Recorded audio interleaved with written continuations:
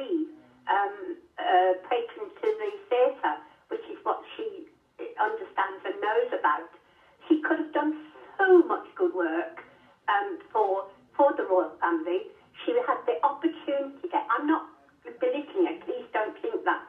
But I think she has missed her opportunities to come out and talk about the things that she's interested in. I don't know. Anyway. I mean, I'm now I look back on that whole mess. I can't even remember really where the trouble started. She didn't like the coverage of her.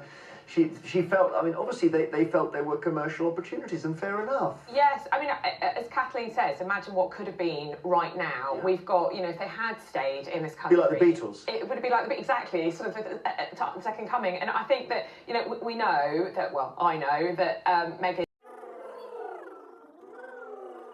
Welcome, Sussex supporters, to our Daily Diaries Friday.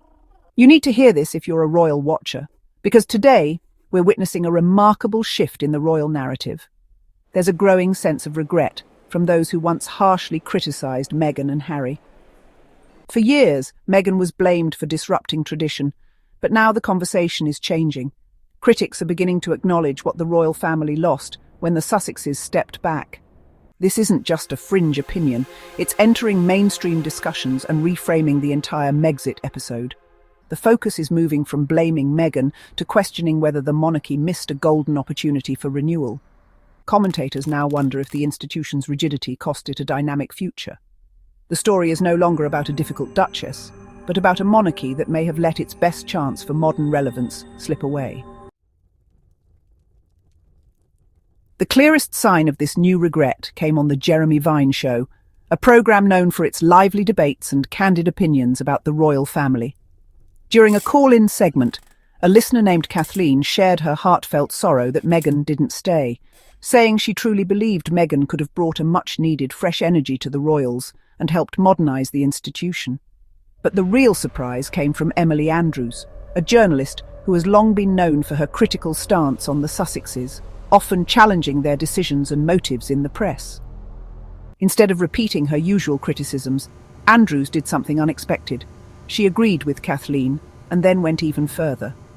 She boldly compared Harry and Meghan's potential impact to that of the Beatles, suggesting that together they could have transformed the monarchy into a global phenomenon, captivating audiences far beyond Britain's borders.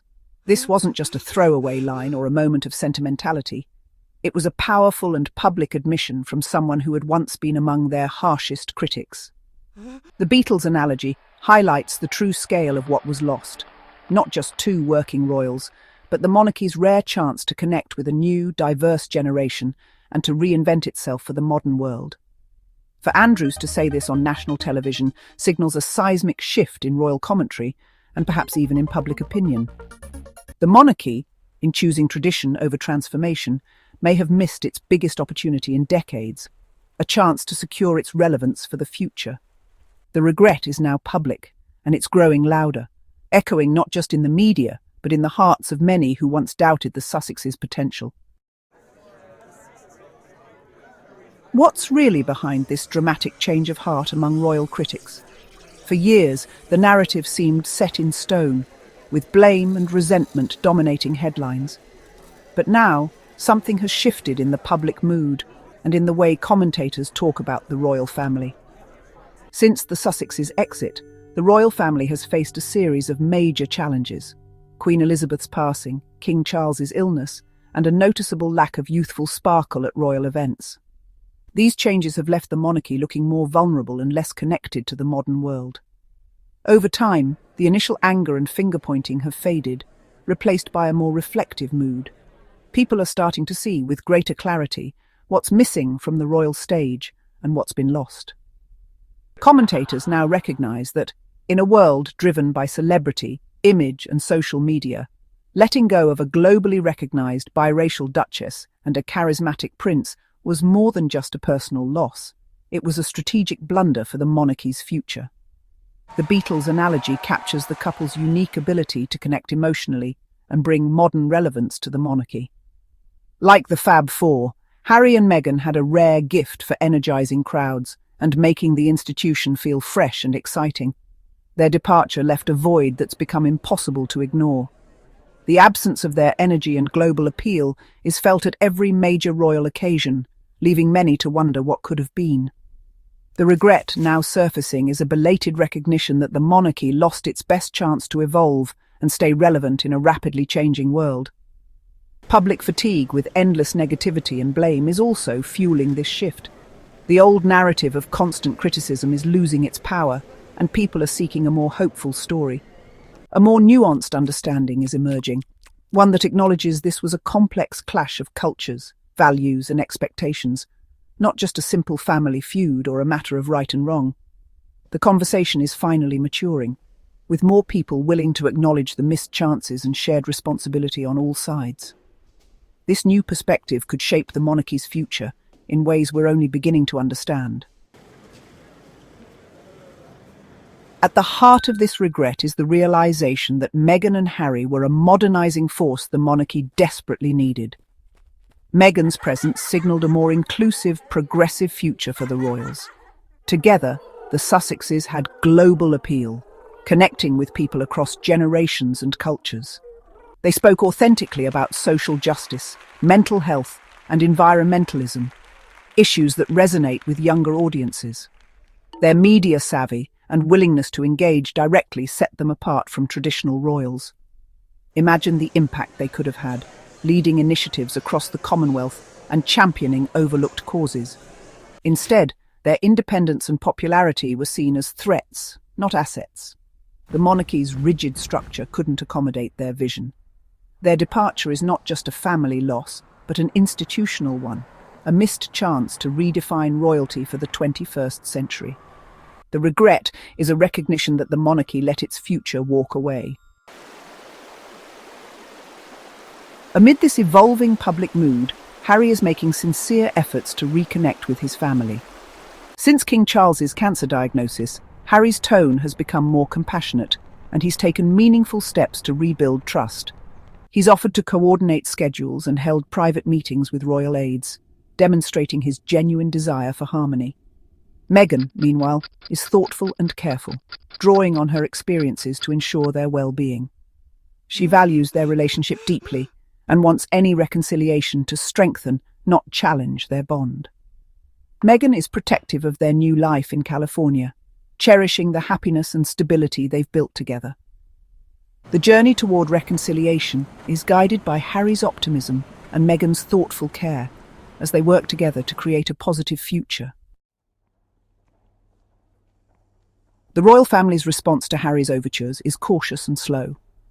King Charles, still hurt by past revelations, demands absolute privacy before any real talks can begin. Trust, once broken, is hard to rebuild, especially after public interviews and memoirs. Other royals, especially William and Kate, remain sceptical and distant.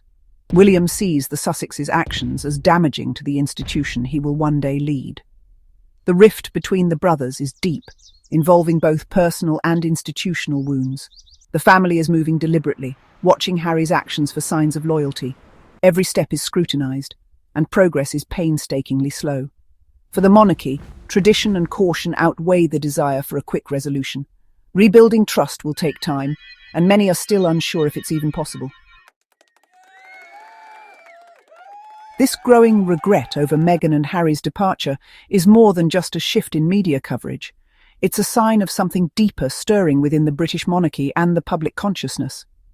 It's a reflection of the monarchy's ongoing struggle to stay relevant in a rapidly changing world, where tradition often clashes with the demands of modern society. The Beatles comparison is more than nostalgia. It's an admission that the royals lack the modern glamour, cultural influence, and global appeal the Sussexes brought to the table. The public and press are growing weary of endless conflict, blame, and the repetitive cycle of royal drama that seems to overshadow any positive change. The Sussexes' story is about more than family drama. It's a lens through which we see issues of race, identity, and the challenge of breaking away from centuries-old expectations.